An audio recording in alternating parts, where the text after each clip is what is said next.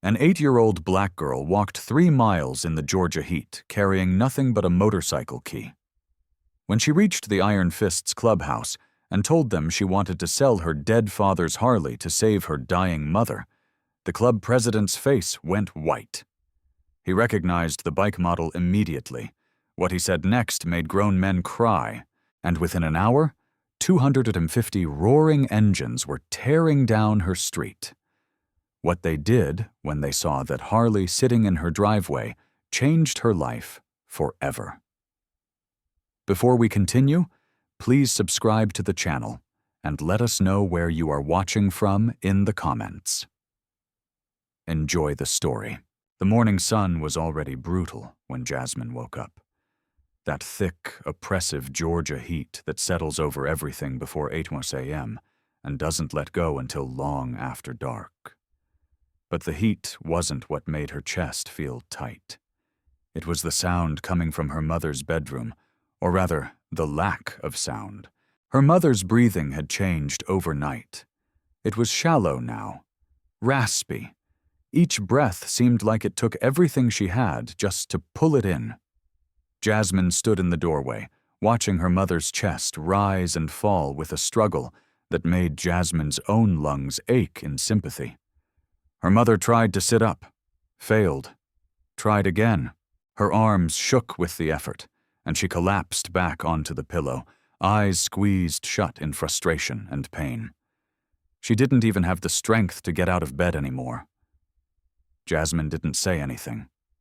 What could she say? They'd been fighting this battle for months. Her mother had been strong for so long, working double shifts even when she felt awful, smiling through the exhaustion, promising Jasmine that everything would be okay. But things weren't okay. They hadn't been okay for a long time. Jasmine walked slowly to the kitchen. The pile of papers on the table seemed to have grown overnight. Medical bills with red stamps across them, final notices, collection letters, and there, right on top, the eviction notice. 14 days. That's all they had left. 14 days before they'd lose the only home Jasmine had ever known. She touched the edge of the eviction notice, her small fingers tracing the bold letters. Her mother had tried to hide it under the other papers, but Jasmine had found it 2 days ago. She hadn't said anything. What was the point? There was no money. There were no options left. They'd sold everything they could sell. Her mother's jewelry, the television, the nice furniture Jasmine's grandmother had left them. All of it gone. Fed into the endless hungry mouth of medical debt. But there was one thing left. Jasmine turned and looked out the kitchen window. There, sitting in the driveway under a faded tarp, was her father's Harley Davidson, the last piece of him they had. The bike he'd loved more than anything except his family. The bike her mother couldn't bring herself to sell. Even when the bills started piling up, even when the food ran low, even when the eviction notice arrived, it was a beautiful machine. Jasmine didn't know much about motorcycles, but she knew her father had spent every spare moment working on that bike, polishing the chrome until it gleamed, adjusting the engine until it purred like a contented cat.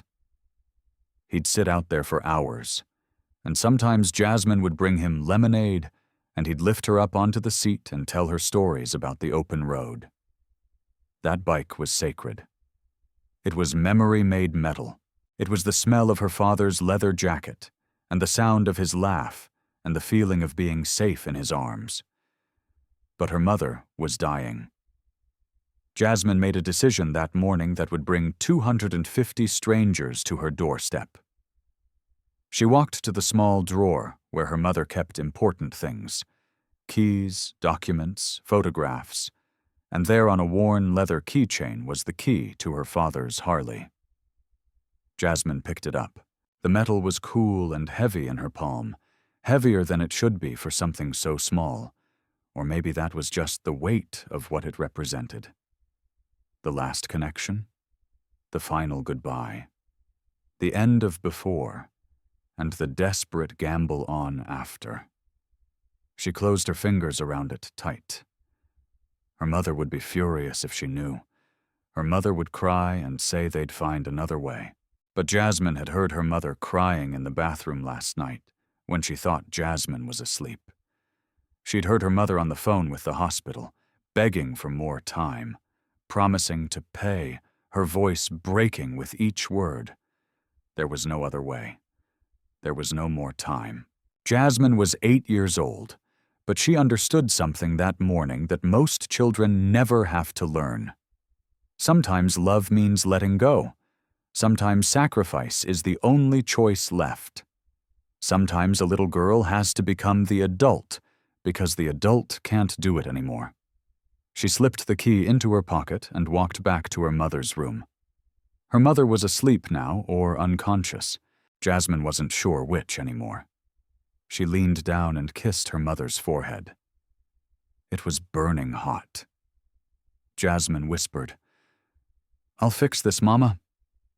I promise." Then she turned and walked out the front door, heading towards the sound of distant motorcycle engines, clutching her father's key like a lifeline, with no idea that she was about to walk into the arms of men who would change everything. Jasmine stood in the doorway for a moment, looking back at the small house that held everything she knew. Her mother's labored breathing was the only sound cutting through the morning stillness. She needed to leave something, some explanation, some reassurance that she wasn't just running away. She found a scrap of paper and a pencil on the kitchen counter. Her handwriting was careful, the letters large and uneven, the way a child's writing is when they're trying their very best to be understood. "Mama, I went to get help. I'll be back soon. I love you more than the whole sky. Jasmine." She drew a small heart at the bottom and placed the note on the pillow beside her mother's head. Then she walked out into the Georgia heat with nothing but her father's Harley key, wearing a faded purple t-shirt and jeans that were a little too short because she'd grown since last summer, and there was no money for new clothes. She had heard the motorcycles the night before, distant thunder rolling through the evening air. Her father used to talk about the sound of Harleys in a pack, how you could feel it in your chest before you heard it with your ears, how it was like a heartbeat, the heartbeat of the road, he'd said. And last night, lying in bed, listening to her mother's struggling breaths, Jasmine had heard that heartbeat in the distance and remembered something her father had said once, something about brothers, something about family on the road, something about people who never left one of their own behind. She didn't have a plan exactly, just a hope, a desperate, fragile hope that whoever was making that sound might understand, might help, might see a little black girl with her father's key and recognize that she was offering something sacred. So Jasmine followed the sound. She walked down her street, past the neighbors who were just starting to wake up, past the corner store with the faded awning, past the church with the broken sign. She walked in the direction of that distant rumble, letting it pull her forward like a rope she couldn't see, but could feel wrapped around her heart. The Georgia sun climbed higher. The heat pressed down on her like a physical weight. Sweat soaked through the back of her shirt. Her throat went dry. She hadn't thought to bring water, hadn't thought about much of anything except moving forward, following that sound, finding help. Her shoes were old sneakers, hand-me-downs from a cousin, and the sole on the left one was coming loose. It flapped with each step, a rhythmic slap against the hot sidewalk. Slap, step, slap, step. The sound became a metronome, marking her progress, marking time, marking the distance between desperation and hope. She had no idea the men she was walking toward knew her father's name by heart. After the first mile, Jasmine had to stop. There was a bus bench under a scraggly tree that provided about 6 inches of shade. She sat down, her legs aching, her feet burning. She pulled the key from her pocket and stared at it. The leather keychain was worn smooth from her father's hands. How many times had he held this same key? How many rides had started with the turn of this small piece of metal? She thought about turning back, going home, crawling into bed next to her mother, and pretending everything was fine. But then she remembered the sound of her mother's breathing, the rattle in her chest, the way she couldn't even sit up anymore, and Jasmine stood up and kept walking. The second mile was harder. Her legs felt heavy. Each step took conscious effort. The heat shimmered off the asphalt in waves, making the world feel liquid and unstable. A car passed her, the driver glancing over with concern at the sight of a small black girl walking alone in the heat. But they didn't stop. Nobody stopped. Jasmine didn't expect them to. This wasn't their burden to carry. She counted her steps sometimes to distract herself from the pain in her feet. 1, 2, 3, 4. 1, 2, 3, 4. Sometimes she sang songs her father used to sing to her, old soul songs about the road and freedom and finding your way home. Her voice was small and thin against the vast Georgia sky, but it kept her company. It reminded her why she was doing this. By the third mile, the sound of motorcycles was getting louder, closer, more distinct. She could hear individual engines now, not just the collective rumble. Her heart started beating faster, though whether from hope or fear, she couldn't tell. Maybe both. Her shoes were covered in dust. Her face was flushed red from the heat. Her hair stuck to her forehead in sweaty strands, but her hand never let go of that key. Her fingers were cramped from holding it so tightly for so long, but she didn't loosen her grip. This key was her ticket, her bargaining chip, her last chance. If you've ever had to make an impossible choice to save someone you love, then you understand what Jasmine felt in that moment.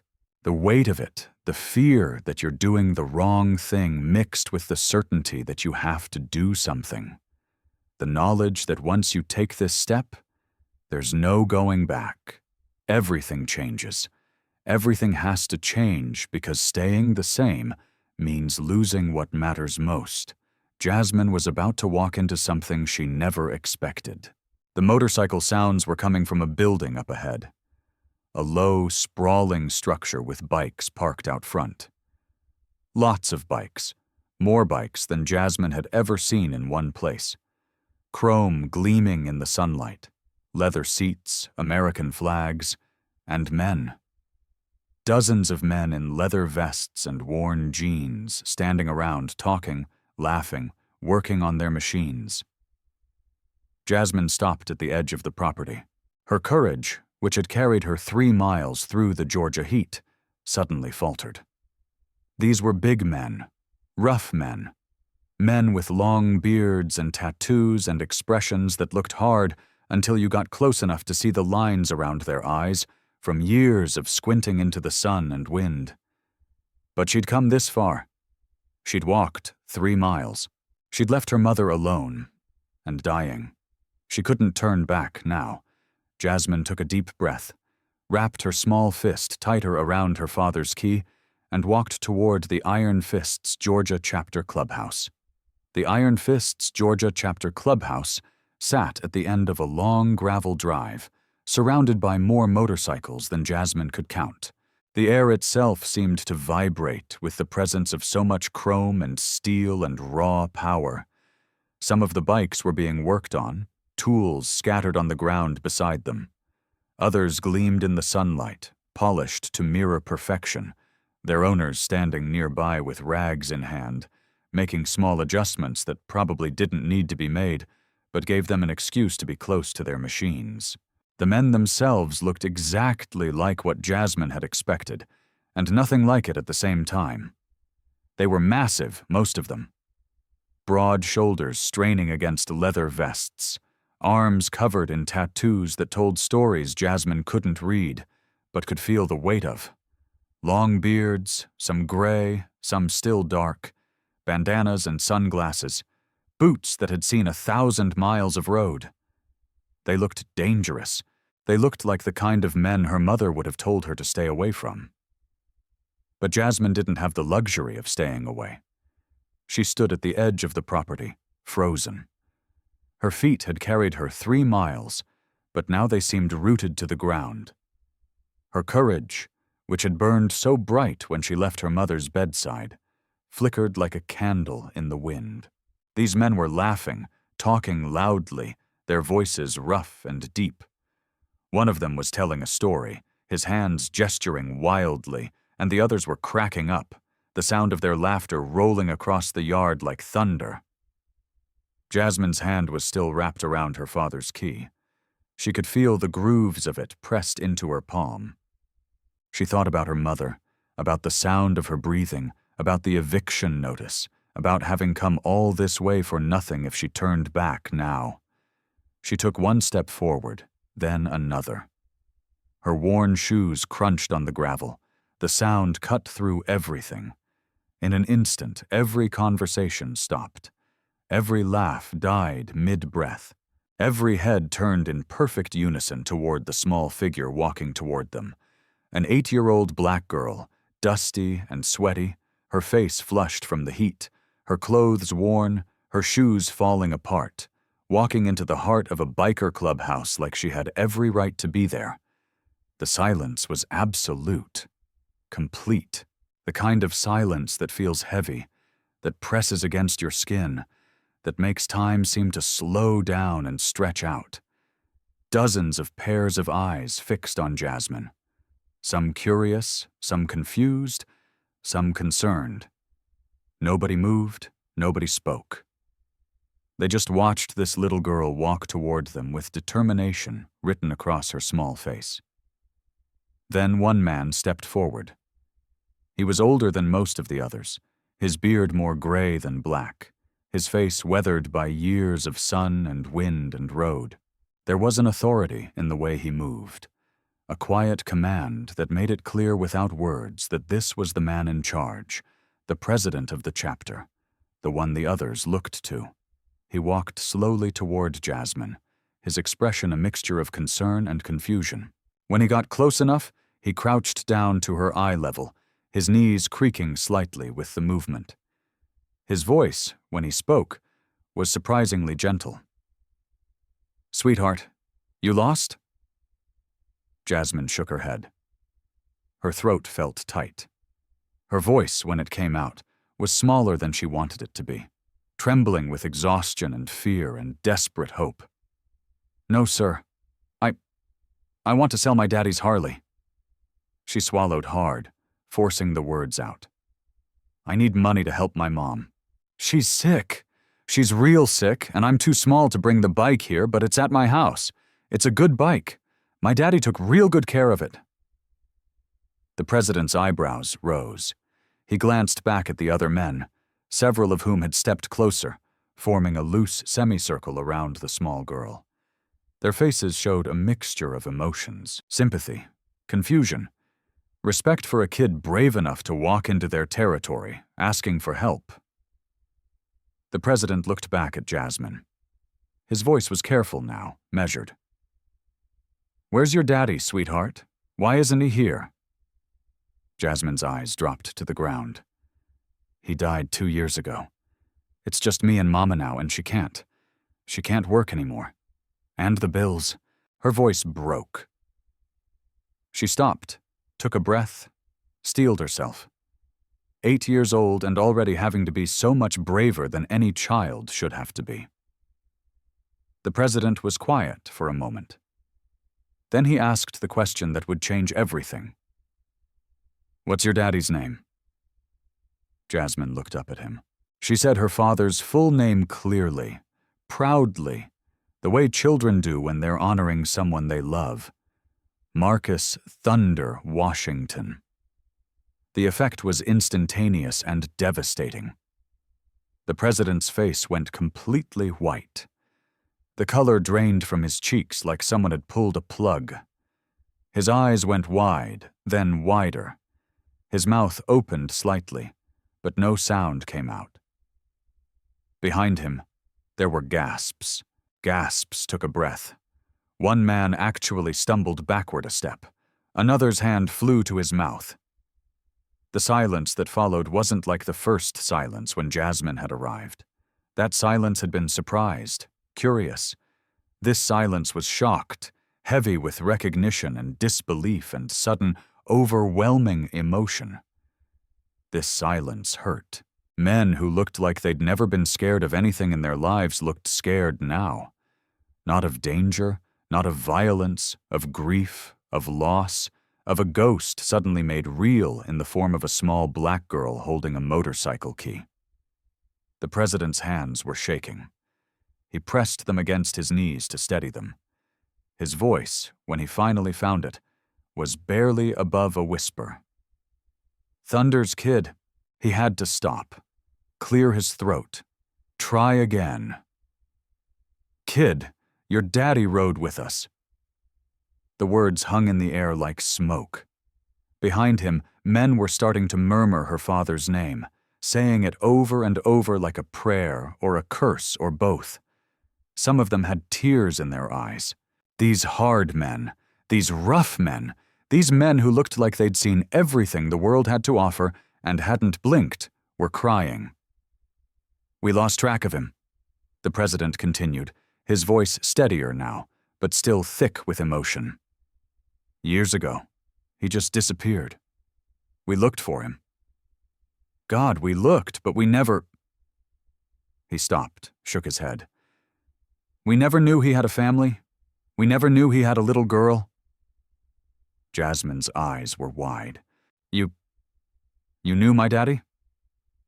Knew him. The president let out a sound that was half laugh, half sob. Sweetheart, your daddy was one of us. He was a brother. We rode together for years. His voice broke completely. He looked at the men behind him, and something passed between them. An understanding.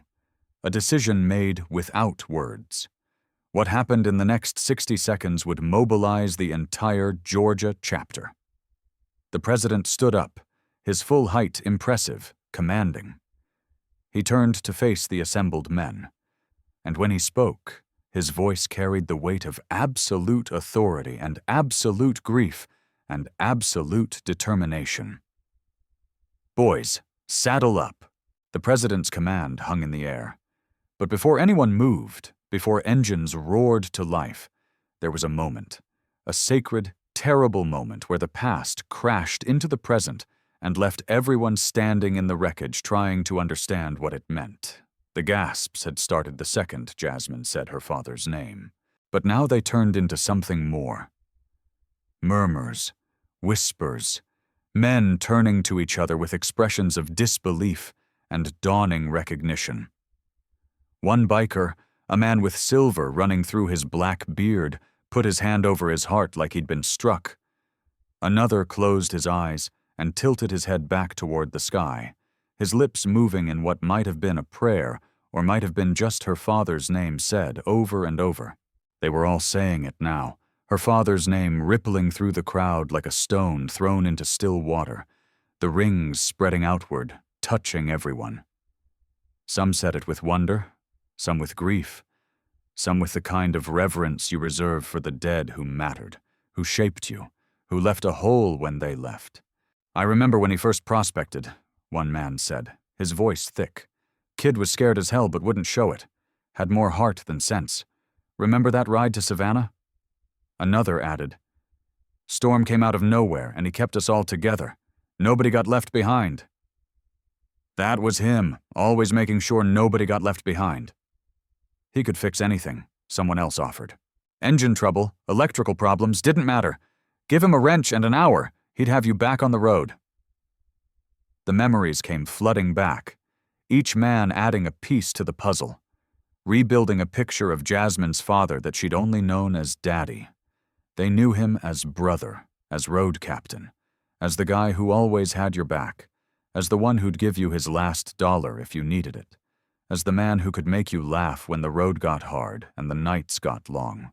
The president turned back to Jasmine. His eyes were red-rimmed now, glistening with tears he was too proud to let fall, but couldn't quite hold back. He crouched down again, getting on her level.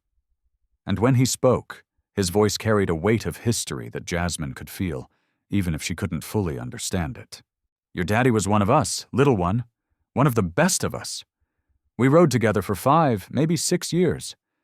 He was there when I patched in. I was there when he earned his full colors. The president touched the patch on his own vest, the fist and flames that marked him as an iron fist. That means something. That means everything. It means family for life. It means your brothers will die for you and you die for them. It means when you disappear, when you just vanish one day without a word, it tears a hole in everyone who knew you. He paused, collecting himself. We looked for him for months. We looked, called every hospital, every jail, every chapter from here to Florida, nothing. It was like he just dissolved into the air. Some of us thought maybe he got in trouble. Some thought maybe he wanted out and was too scared to say it. Some thought, couldn't say what some thought. But none of us, not one single man here, knew he had a family, knew he had a daughter. If we'd known. Jasmine's eyes were welling up now, tears building and building until they spilled over and ran down her dusty cheeks. Her voice came out in a whisper. He died 2 years ago. The words landed like a physical blow. Men flinched. Some turned away. The one with the silver beard made a sound like he'd been punched in the gut. Another slammed his fist against his bike, the clang of metal on metal, sharp and angry and helpless.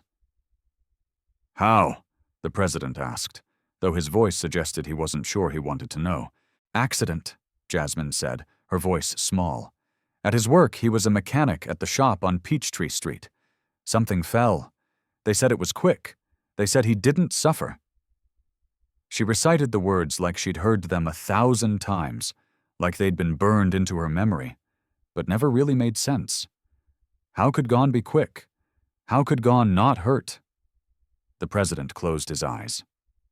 A single tear escaped and ran down into his beard. When he opened his eyes again, there was something fierce there, something determined. He left the life to take care of you and your mama. That's why he disappeared. He didn't abandon us. He chose you. He chose being a daddy over being a brother. And that, his voice broke. That's the most honorable thing a man can do. Around them, men were openly crying. Now, these weren't the kind of men who cried easily. These were men who'd seen bar fights and road accidents, and brothers lost to prison and worse. These were men who'd been taught their whole lives that tears were weakness. But they were crying now because grief isn't weakness. Love isn't weakness. And the realization that one of their own had been out there struggling, had died alone, had left behind a little black girl who was now standing in their clubhouse, trying to sell his bike to save her mother. That wasn't something you could face with a dry eye. What happened to your mama? The president asked gently. She got sick about a year after Daddy died. Cancer. She kept working as long as she could, but now she can't get out of bed. And the bills. Jasmine's voice wavered. The bills just keep coming, and we sold everything else. And the only thing left is Daddy's bike. And I know Mama didn't want to sell it because it's all we have left of him, but she's dying and I can't. The words tumbled out faster and faster until they dissolved into sobs. I can't lose her too. I can't be alone. This was the moment everything changed.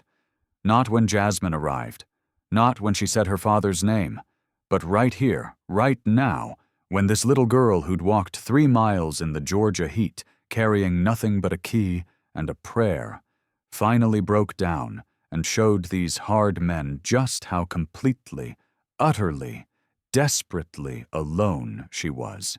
The president pulled Jasmine into his arms. This massive man with his weathered face and his gray beard and his leather vest held this tiny girl against his chest while she cried. And he looked over her head at his brothers, and they all saw the same thing in his eyes, the same promise, the same oath. The president made a decision right there that would shake the entire neighborhood. He stood up, still holding Jasmine's hand, and turned to face his men.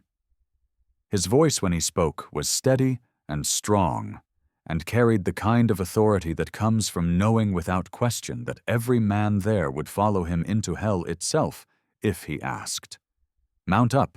What happened next was something Jasmine would remember for the rest of her life. Something she'd tell her own children about one day. Something that would be burned into her memory so deeply that even decades later, she'd be able to close her eyes and feel it all over again. The president's command had been simple. 2 words.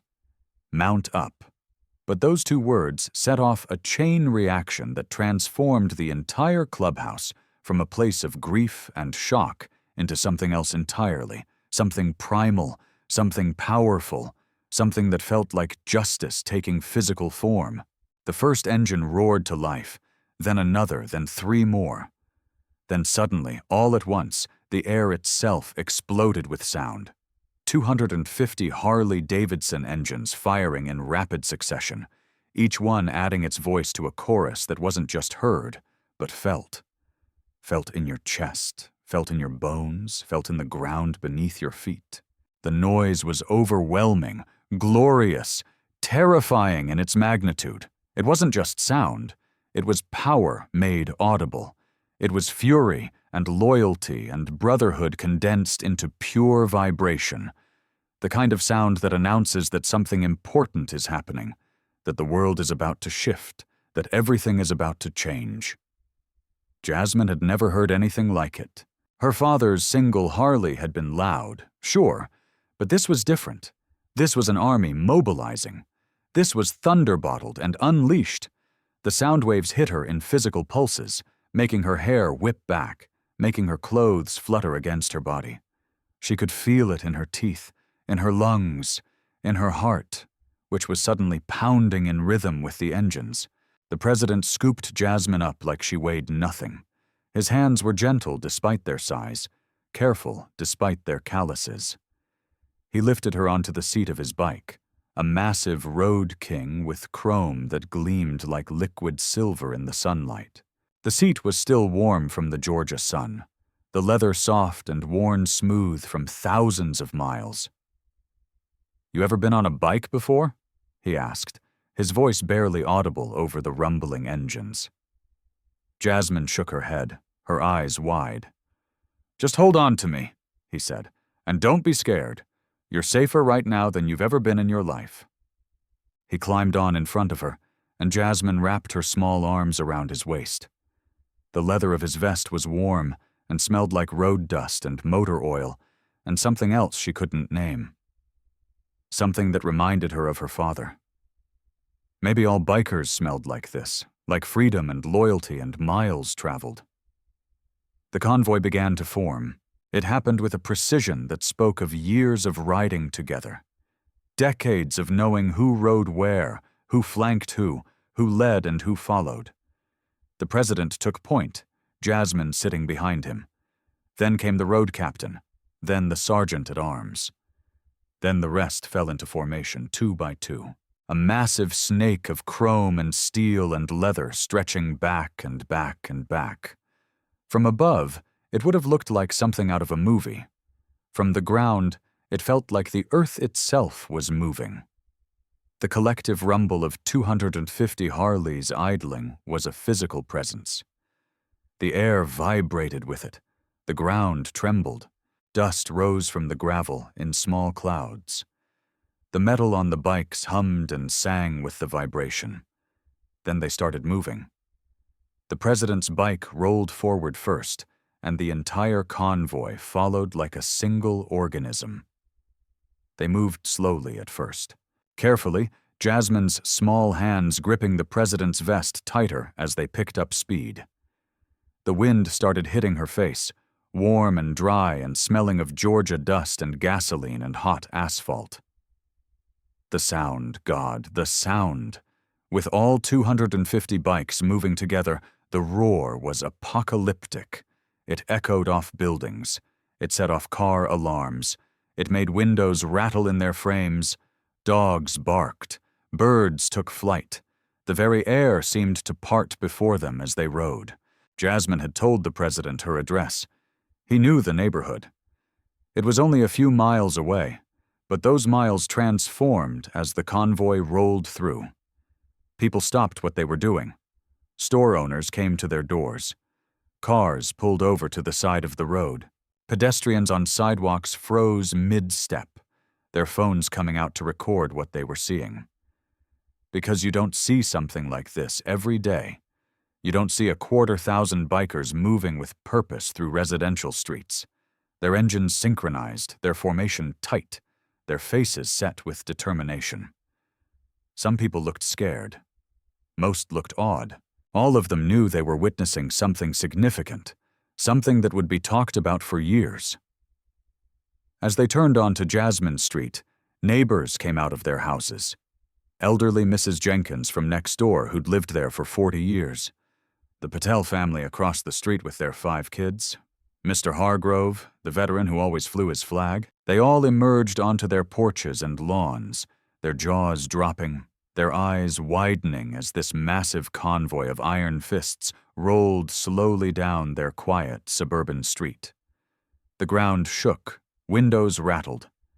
The sound was so loud that it drowned out everything else.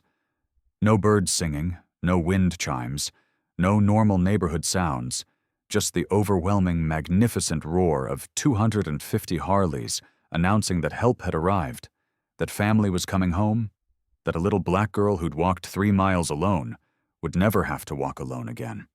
Jasmine's small house looked even smaller now, dwarfed by this massive show of force and loyalty and brotherhood. The president slowed, the entire convoy slowing behind him, engines still rumbling, still filling the air with sound and power. But what they were about to find at Jasmine's house would test every man there, would challenge them in ways that road accidents and bar fights and prison sentences never had. Because sitting in that driveway under a faded tarp was more than just a motorcycle. It was a memorial. It was a piece of a man they'd loved and lost. It was sacred ground. And every single one of them knew it the moment they saw it. If you believe family isn't just blood, it's loyalty, then you understand what drove those men to Jasmine's door. You understand that brotherhood isn't about leather vests or motorcycle clubs or shared roads. It's about showing up. It's about being there when someone needs you, even if that someone is a stranger, even if that someone is an 8-year-old black girl who just happens to be the daughter of a man you once called brother. Family isn't just the people who share your name. Family is the people who answer the call, the people who roll up 250 strong when one small voice asks for help. The engines began to quiet as the convoy came to a stop. One by one, the bikers killed their engines. And in the sudden relative silence, you could hear the sound of boots hitting pavement, the creak of leather, the jingle of keys and chains. 250 men dismounting, standing in formation, their eyes all focused on one thing. The tarp-covered Harley sitting in Jasmine's driveway waiting to tell its story. Jasmine Street had never seen anything like this, had never heard anything like this, had never felt the weight of this much presence, this much raw emotion concentrated in one place. Her quiet suburban neighborhood where the loudest sound was usually Mr. Hargrove's lawnmower on Saturday mornings had been transformed into something else entirely, into hallowed ground, into a place where the past and present collided with such force that everyone who witnessed it knew they were standing at the edge of something profound. The president helped Jasmine down from his bike. Her legs were shaky, whether from the ride or from exhaustion or from the overwhelming magnitude of what was happening. She couldn't tell, maybe all three. He kept his hand on her shoulder, steady and reassuring as they walked toward her driveway. The tarp was sun-faded, a blue that had once been vibrant but now looked tired, worn, like it had been sitting there protecting something precious for so long that it had started to give up. The shape underneath was unmistakable, the curve of the fuel tank, the angle of the handlebars, the long, low profile of a Harley Davidson that had been built for the road and was now trapped, grounded, waiting. The president moved toward it slowly, his boots scraping against the concrete driveway, each step deliberate, careful, like he was approaching a grave, which, in a way, he was. Behind him, the other bikers had formed a loose semicircle, giving him space, but staying close. Their faces were solemn, reverent. These men understood what they were looking at. They understood that this wasn't just metal and chrome and rubber. This was legacy. This was memory. This was a brother frozen in time. He reached out and took hold of the tarp. His hands hesitated for just a moment, hovering over the fabric like he was afraid of what he might find underneath. Then, with a gentleness that seemed impossible for hands that large, he pulled the tarp back. The Harley emerged from beneath its covering like a resurrection. Dust motes danced in the sunlight. The chrome was dulled by time and neglect, covered in a fine layer of Georgia dust. The leather seat was cracked in places, dried out from sitting unused. The paint on the fuel tank, once glossy black, had lost some of its shine. But underneath all of that, underneath the evidence of 2 years of stillness, you could see what this bike had been, what it still was. It was a Road King. The same model the president rode, the same model half the men there rode. But it wasn't just any Road King. The president knew this bike. He'd ridden alongside it for years. He'd watched his brother polish that exact fuel tank. He'd seen him adjust those exact mirrors. He'd heard this specific engine roar to life 1,000 times. His hand reached out and touched the seat, his fingers tracing the crack in the leather. His voice, when he spoke, was barely above a whisper. But in the silence of the moment, every man there heard him clearly. "It's his. I'd know this bike anywhere." A ripple went through the crowd, men stepping closer, craning to see. Some of them remembered the bike, too. Others were just drawn by the weight of the moment, by the visible emotion on their president's face.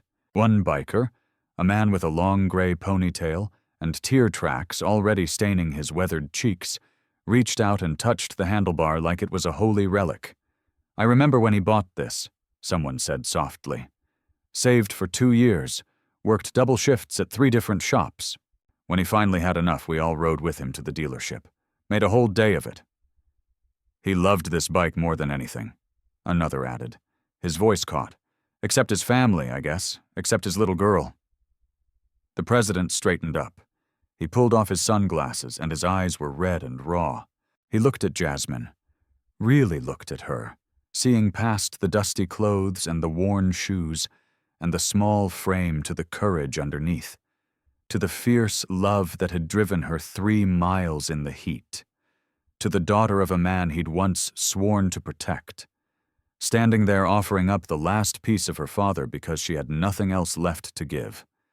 He reached into his vest and pulled out his wallet, counted out bills, more bills than Jasmine had ever seen in one place. He knelt down and pressed them into her hands, folding her small fingers around the money. "This is 3 times what that bike is worth on the market," he said. "We're not taking advantage of family, and your family now. You understand? Your family." Jasmine stared at the money in her hands. It was enough, more than enough. Enough to pay the overdue bills, enough to buy her mother's medicine, enough to keep the house, enough to breathe, to survive, to have a chance. "Thank you," she whispered.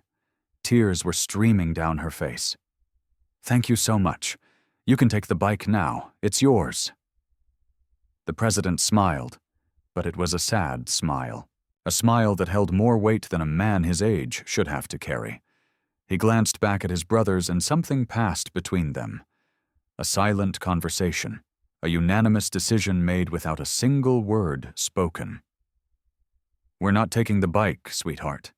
Jasmine blinked, confused. But I sold it to you. The money is yours. The bike stays here." He stood up, addressing the men behind him now. "Boys, this Harley is coming home. Back to the clubhouse, but not because we bought it, because we're restoring it.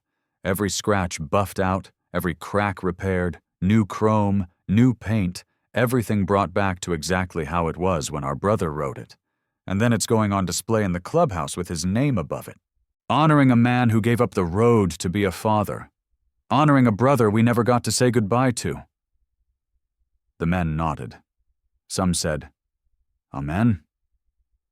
Others just stood there with tears in their eyes, understanding the significance of what was being offered. This wasn't about ownership. This wasn't about buying a bike. This was about preservation, about memory, about making sure that Jasmine's father, a man who had disappeared from their lives to care for his family, would never be forgotten. "But it's your bike," the president continued, turning back to Jasmine. "It always will be. When you're older, when you're ready, if you want to ride it, it's yours to ride. If you want to keep it in the clubhouse as a memorial, we'll keep it there forever. It's your choice, your legacy, your father's gift to you. We're just taking care of it until you're ready to decide what it means to you." Jasmine couldn't speak, couldn't find words for what she was feeling. Gratitude and grief and relief and disbelief all tangled together in her chest until she couldn't breathe. She just nodded over and over, tears streaming down her face. The bikers began to move then, organizing without needing to be told. Someone to get a trailer from one of the support vehicles. Others began carefully examining the bike, talking in low voices about what would need to be done. New gaskets, oil change, brake fluid flush, tire replacement, chrome polish, leather treatment, paint restoration. They spoke with the reverence of craftsmen approaching sacred work. The president kept his hand on Jasmine's shoulder. "Your daddy was a good man, the best of us, and we failed him by losing track of him, by not being there when he needed us. But we're here now. We're here for you and your mama, and we're not going anywhere."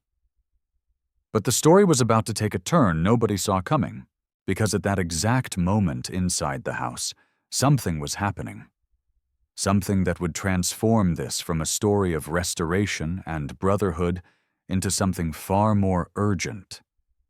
Something that would test every man standing in that driveway in ways they couldn't possibly anticipate. Jasmine's mother had woken up, and she couldn't breathe at all anymore. The bikers had left that afternoon with promises and phone numbers, and the assurance that someone would check on them tomorrow.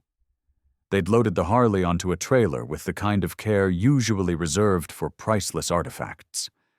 They'd rumbled away down the street, leaving behind an envelope of additional cash slipped under Jasmine's door when she wasn't looking, and the strange, echoing silence that comes after something momentous has ended.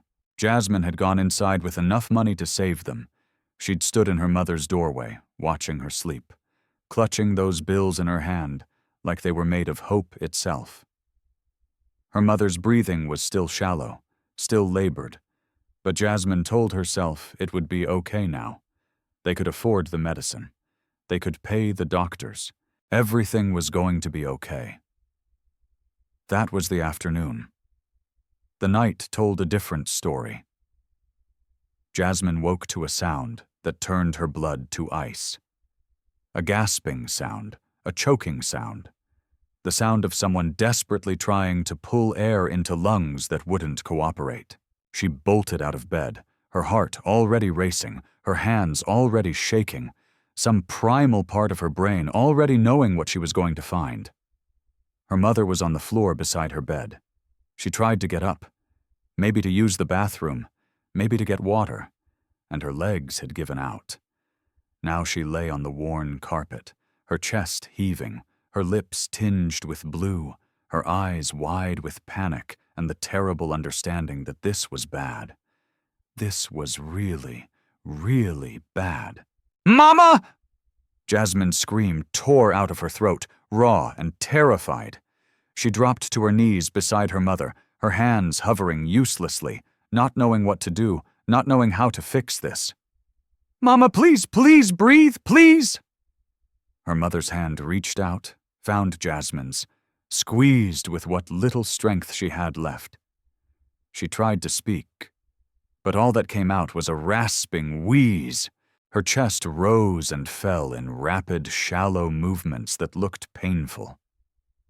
That looked wrong. That looked like dying.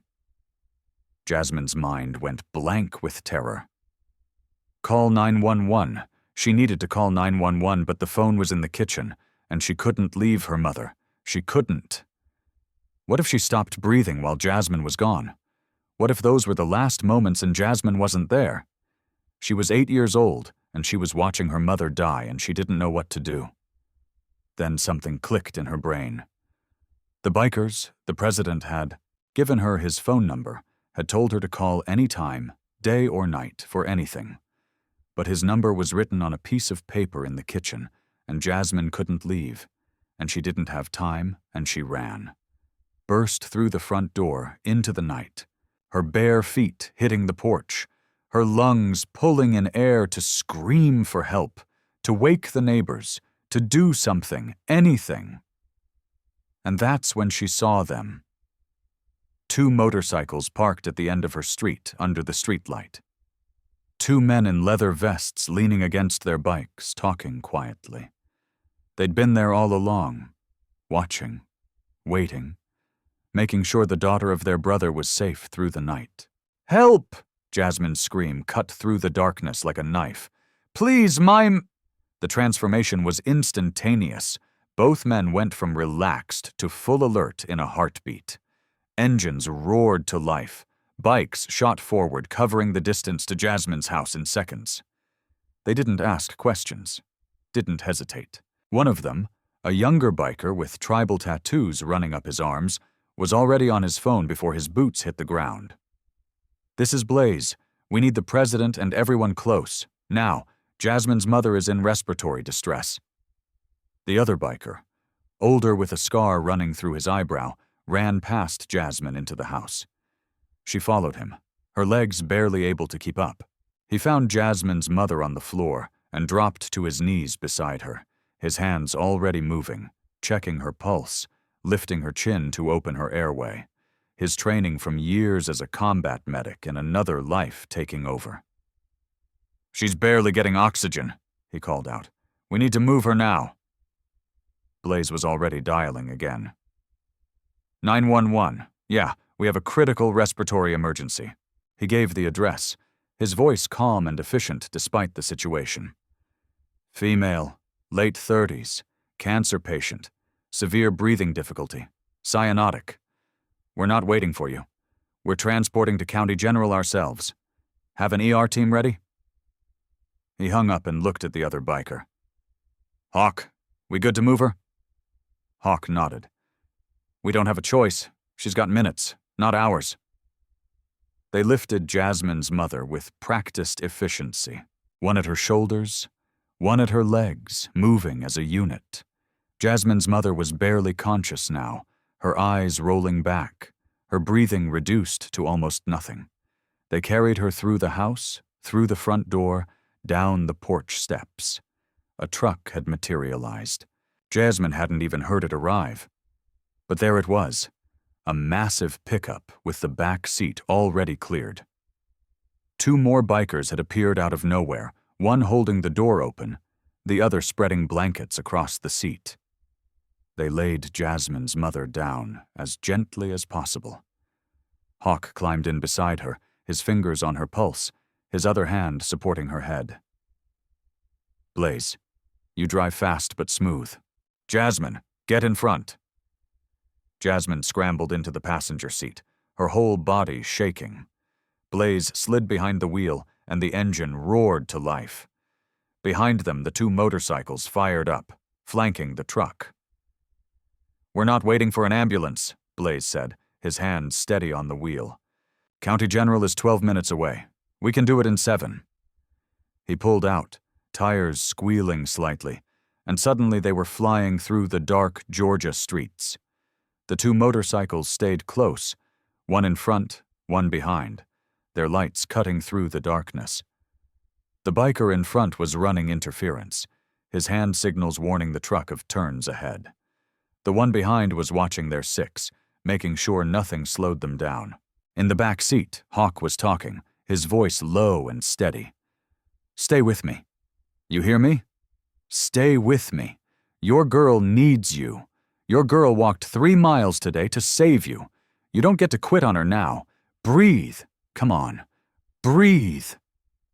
Jasmine twisted in her seat, watching her mother's chest barely moving, watching Hawk's hands working, watching the streetlights flash by faster and faster as Blaze pushed the truck harder.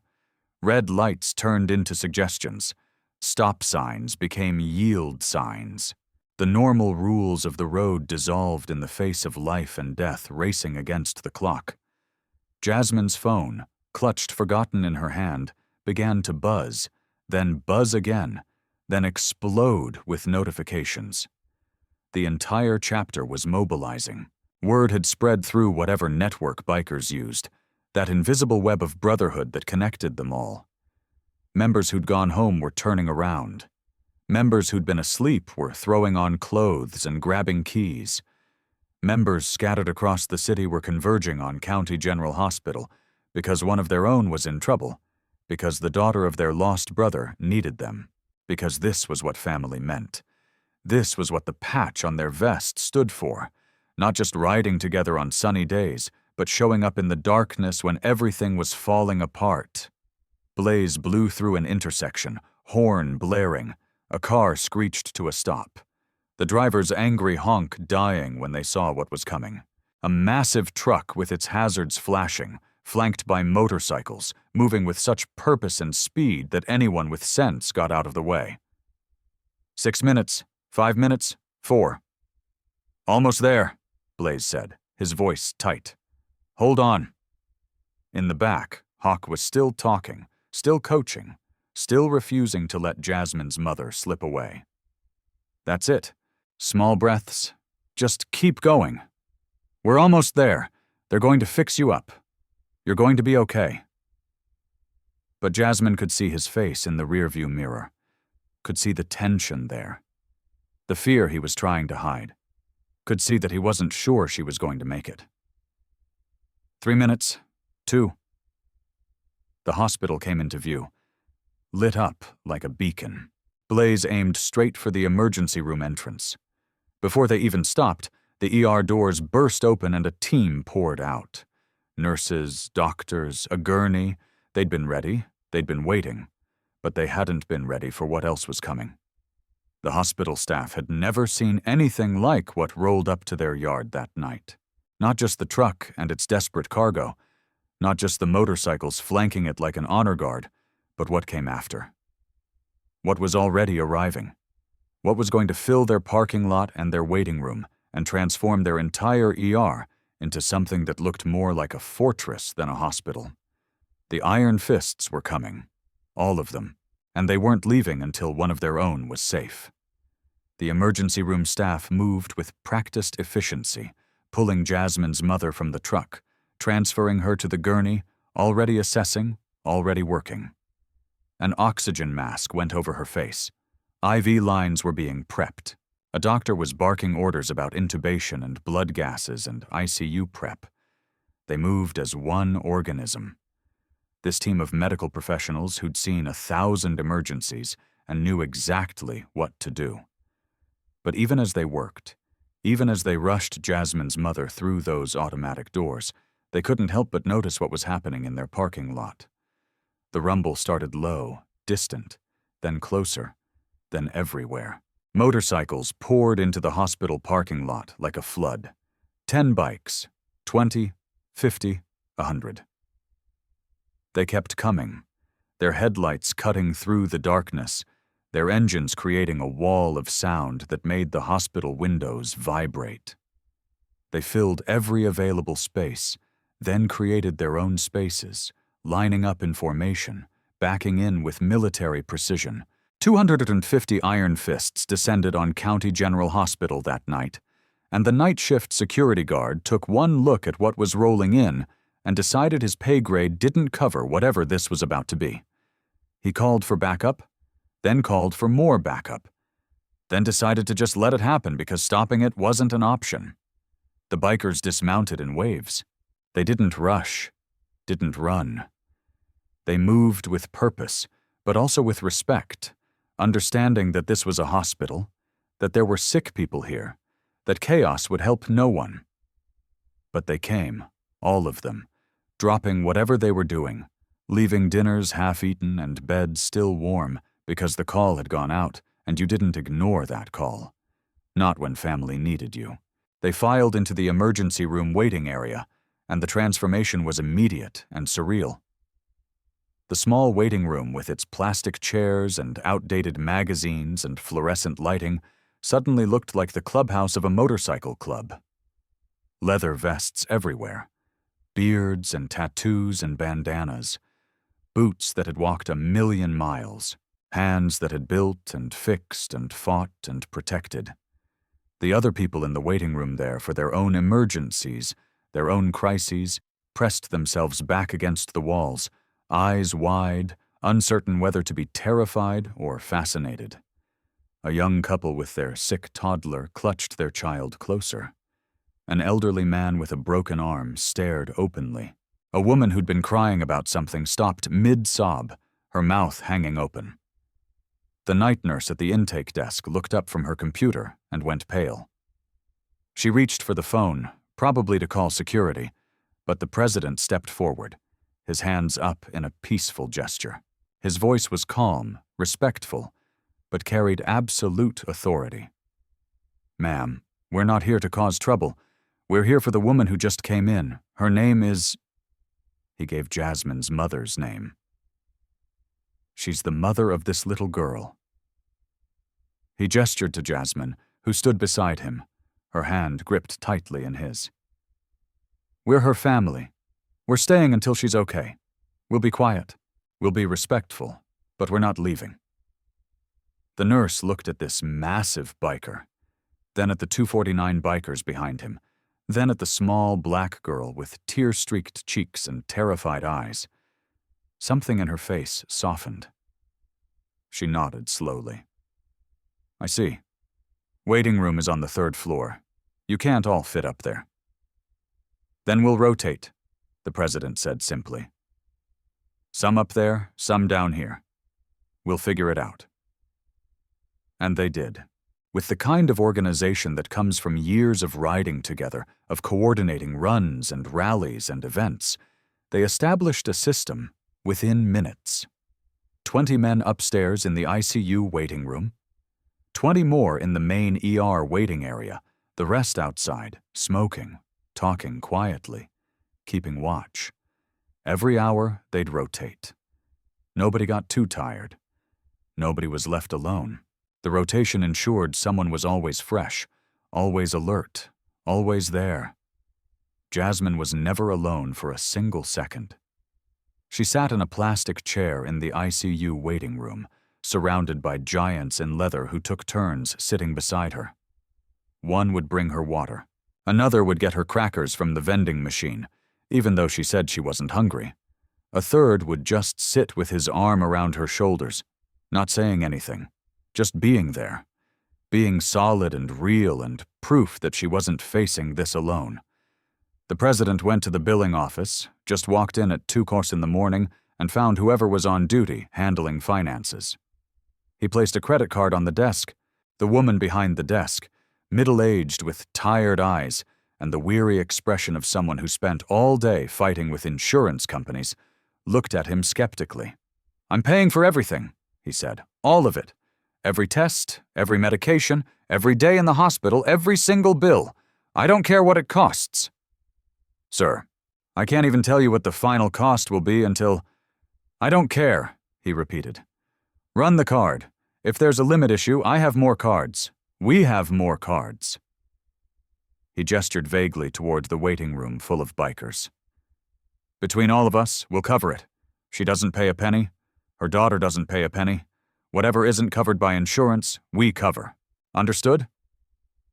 The woman blinked at him. In 20 years of working hospital billing, she'd never seen anything like this.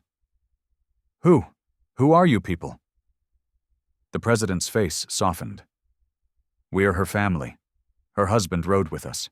He died, and we didn't know. Didn't know he had a wife, didn't know he had a daughter, Didn't know they needed us. But we know now, and he'd have done the same for us. Any of us, without question, without hesitation. This is what he'd want. This is what brotherhood means. The billing clerk's eyes filled with tears. She took the card with shaking hands and started processing paperwork that would ultimately run into 6 figures. Didn't matter. The fists paid it all. Back in the ICU waiting room, Jasmine had fallen asleep against Hawk's shoulder, exhausted from fear and adrenaline crash. He sat perfectly still, afraid to move and wake her, his tattooed arm around this small girl who'd become everyone's daughter in the span of a single day. Other bikers sat nearby, some dozing, some reading, some just staring at nothing, processing everything that had happened. The nurses came out periodically with updates. Each time, every biker in that waiting room would stand, a wall of leather and anticipation and barely controlled fear. The nurses, who'd been intimidated at first by all these rough-looking men, started to see something else, started to see the tears that some of them tried to hide, started to see the gentle way they treated Jasmine, started to see the fierce loyalty and the desperate hope, and the raw, honest love. One nurse, a young woman barely out of nursing school, came out after midnight with an update. Jasmine's mother was stable, on a ventilator, in critical condition, but alive, fighting. The relief that went through that waiting room was physical. Grown men collapsed back into chairs. Some put their faces in their hands. Some looked up at the ceiling like they were thanking God. One biker actually broke down sobbing, and 2 of his brothers just held him. No judgment, no shame, because they all felt the same way. The young nurse stood there watching all of this, and her voice trembled when she spoke. "You guys really love her, don't you? Her and her daughter." The president looked at her with those tired, red-rimmed eyes. "Her husband was our brother, and you don't abandon family ever." "He must have been an amazing man," the nurse said softly, "to inspire this kind of loyalty." "He was," the president replied. "And we never got to say goodbye, but we're here now for his girls, for as long as they need us."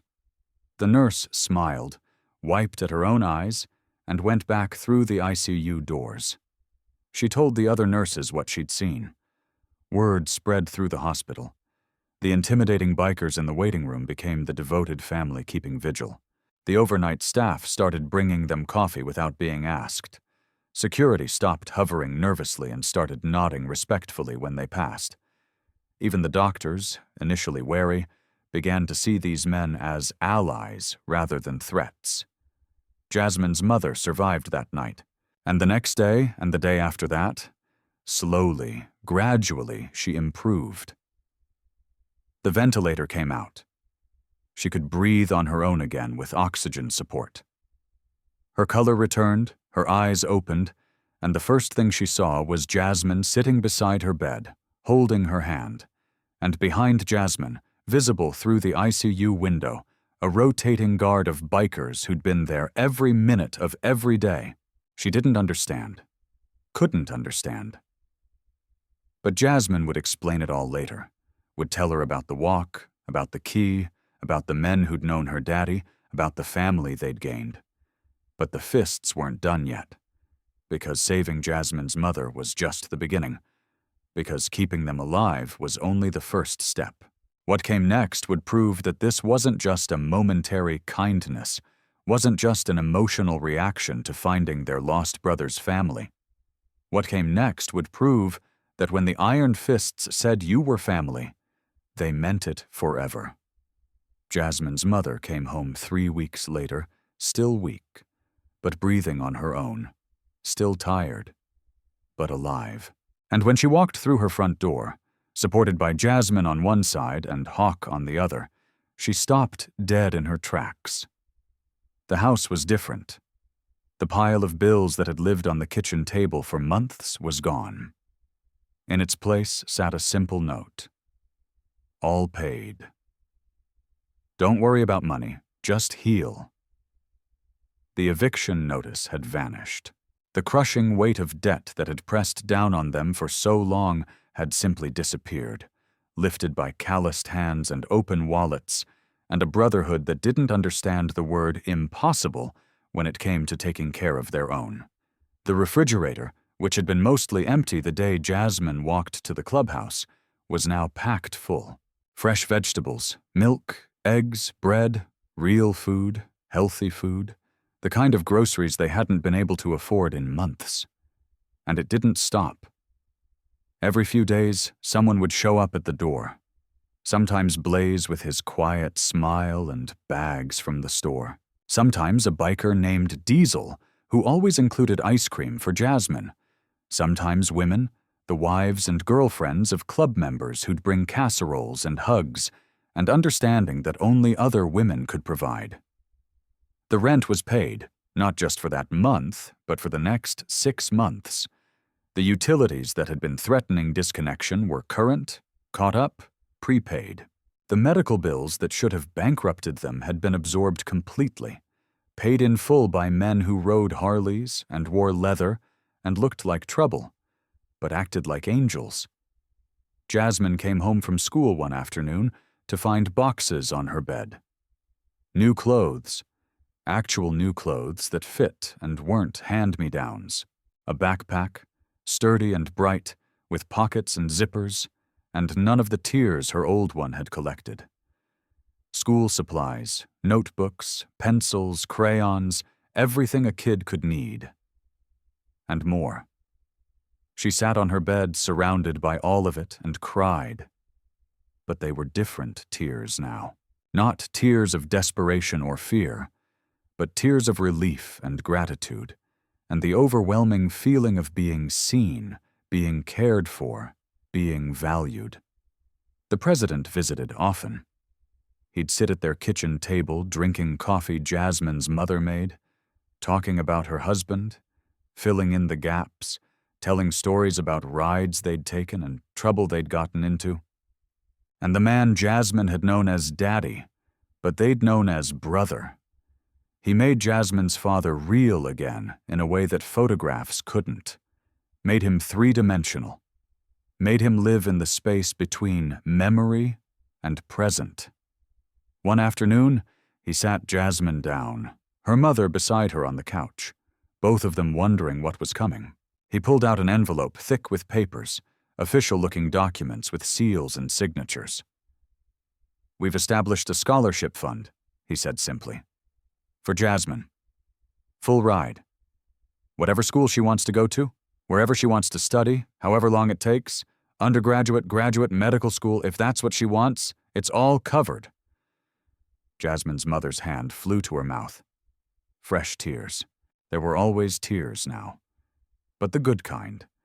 The kind that came from joy rather than despair. "You can't, that's too much. You've already done so much." The president shook his head firmly. "It's not too much. It's what her father would have wanted, would have demanded. He gave up everything, gave up the road, gave up the brotherhood to make sure she had a future. We're just making sure his sacrifice meant something, making sure she gets every opportunity he worked so hard to give her." "You're not alone anymore," he continued, looking at both of them now, his voice carrying the weight of a promise that would never be broken. "Your family. That's not just words. That's a lifetime commitment. We're here for school pickups when you can't make it. We're here for broken water heaters and car troubles and homework help. We're here for birthdays and graduations and every important moment. We're here for the boring Tuesday afternoons and the emergency 3 a.m. phone calls. We're here. Period."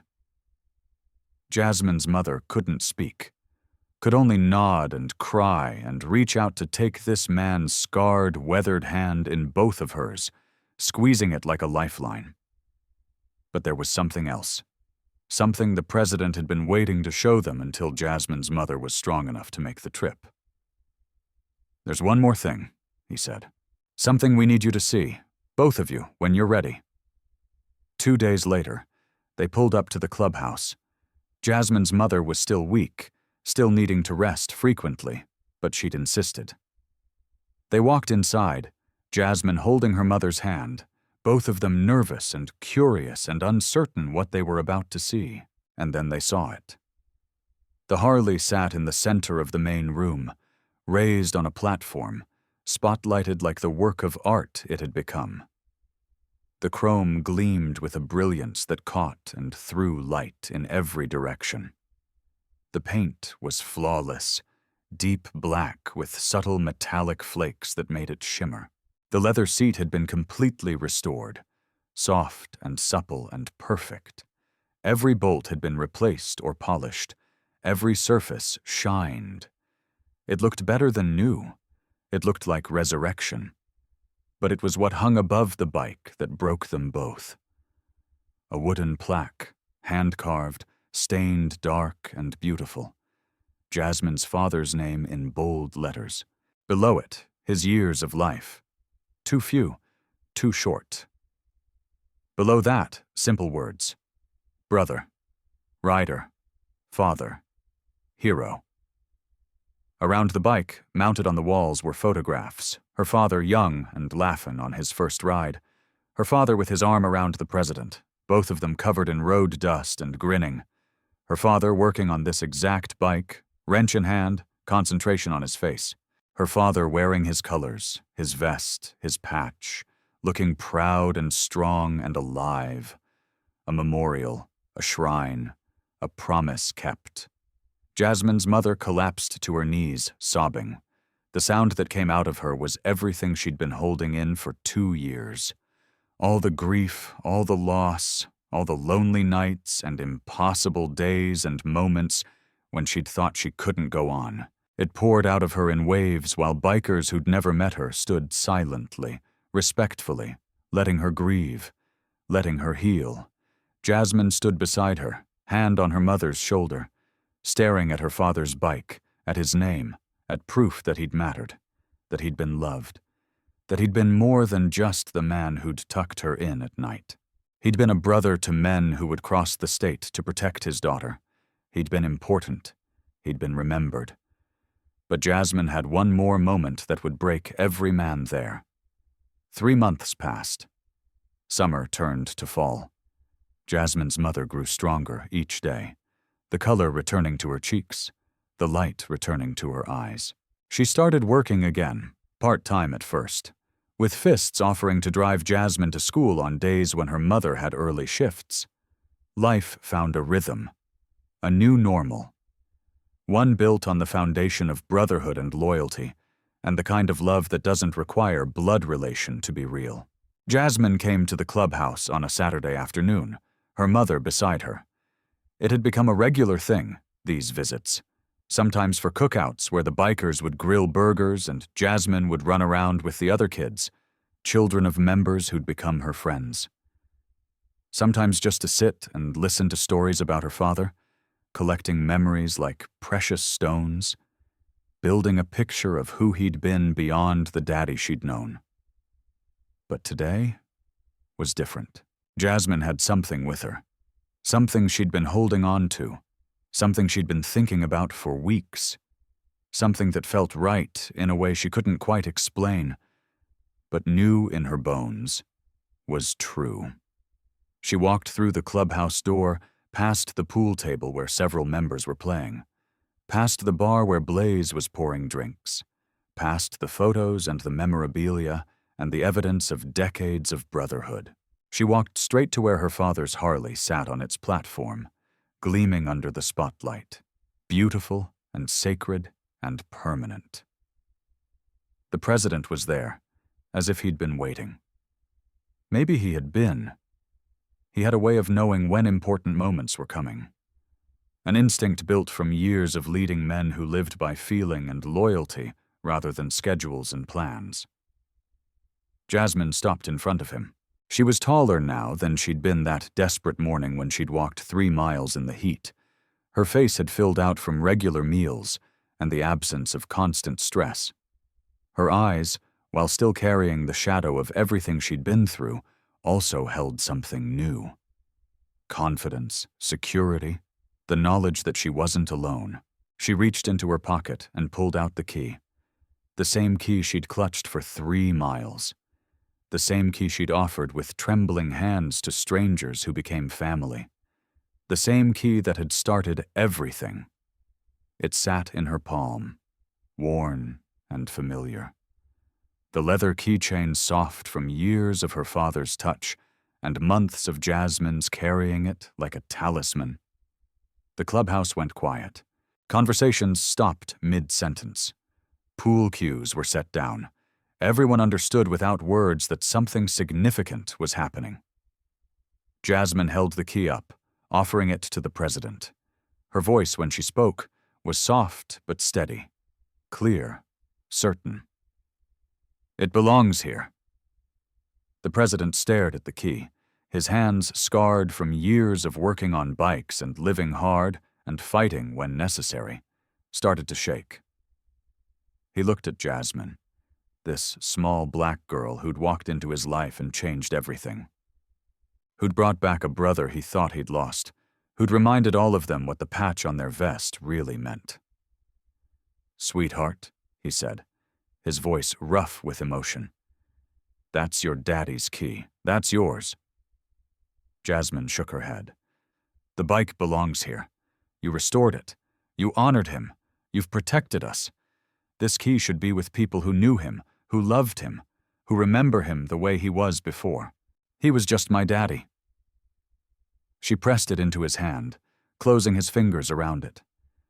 The president looked down at the key in his palm, and tears started streaming down his face, disappearing into his gray beard.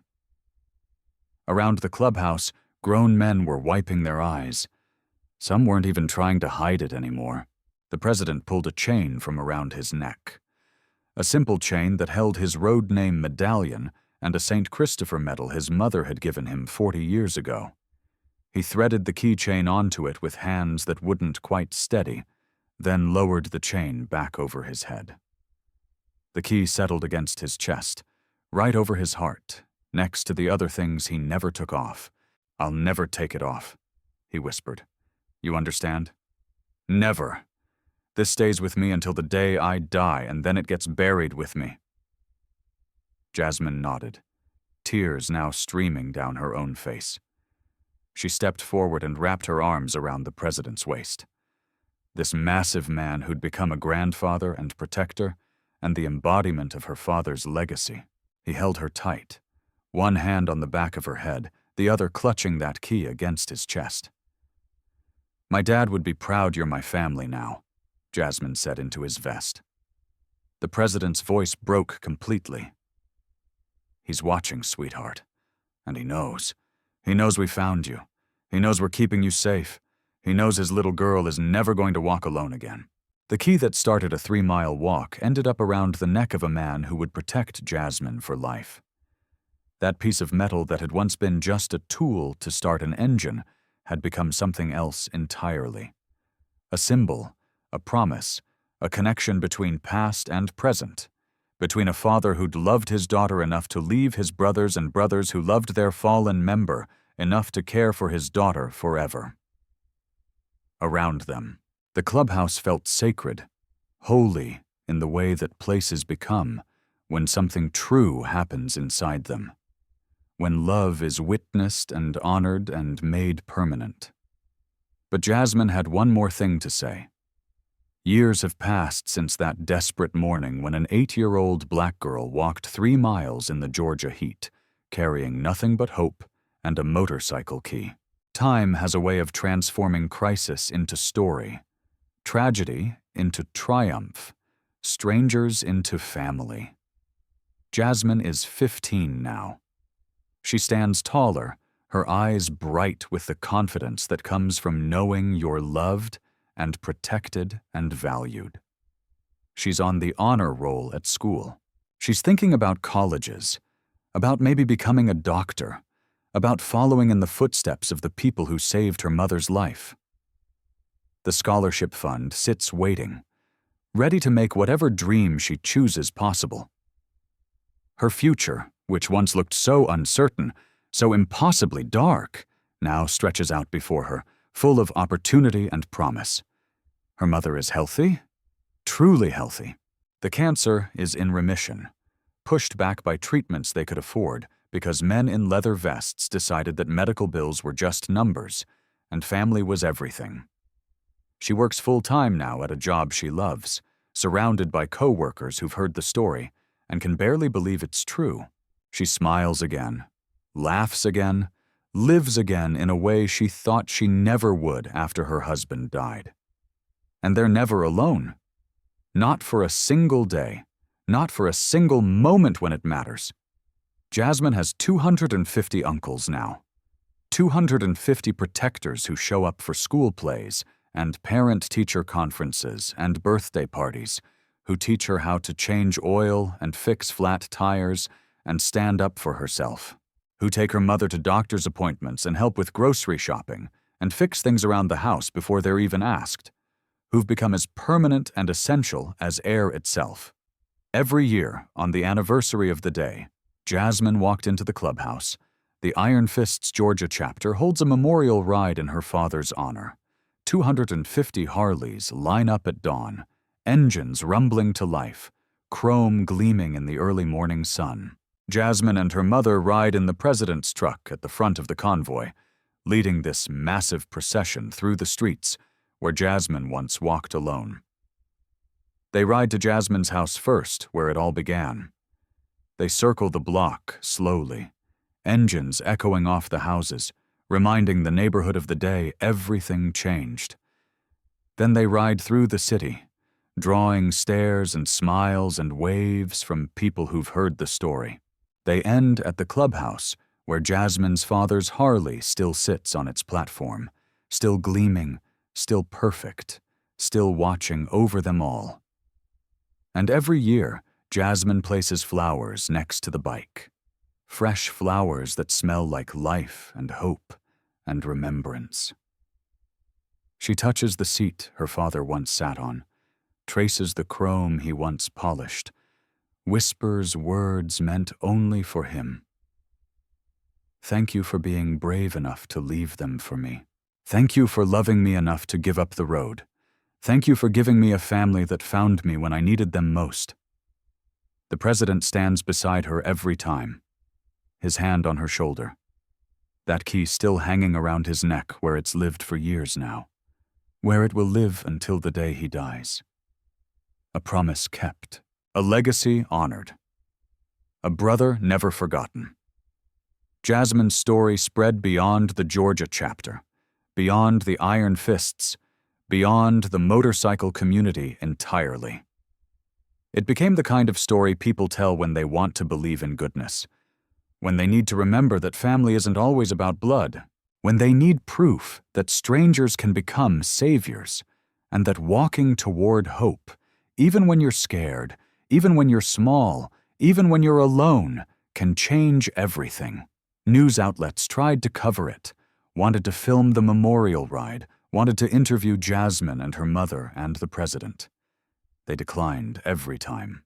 This wasn't a story for cameras and ratings and viral fame. This was sacred. This was private. This was family, and family doesn't perform for audiences. But the people who were there, the neighbors who saw 250 bikers roll down their quiet street, the hospital staff who watched leather-clad giants keep vigil in their waiting room, the school teachers who noticed how Jasmine was never dropped off by the same person twice, but always by someone who clearly loved her. They knew. They understood. They witnessed something pure and true and rare. A little black girl who once walked alone now had a family that would never let her fall. Not when she struggled with homework, not when she faced bullies at school, not when her mother had health scares that turned out to be nothing but triggered old fears, not when she got her heart broken for the first time.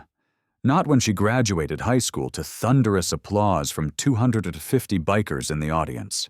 Not ever. Because that's what it means when the Iron Fists call you family. It means forever. It means protection. It means showing up. It means that a promise made in grief and shock and sudden recognition of responsibility becomes as permanent as the ink in their tattoos, as solid as the steel in their motorcycles, as unbreakable as the bonds they forge on the open road. Jasmine's father gave up everything to be a father, and in doing so, he gave his daughter something more valuable than he could have ever known. He gave her a second family, a backup plan written in chrome and leather. And the fierce loyalty of men who understand that brotherhood doesn't end with death. It transforms. It adapts. It finds new forms.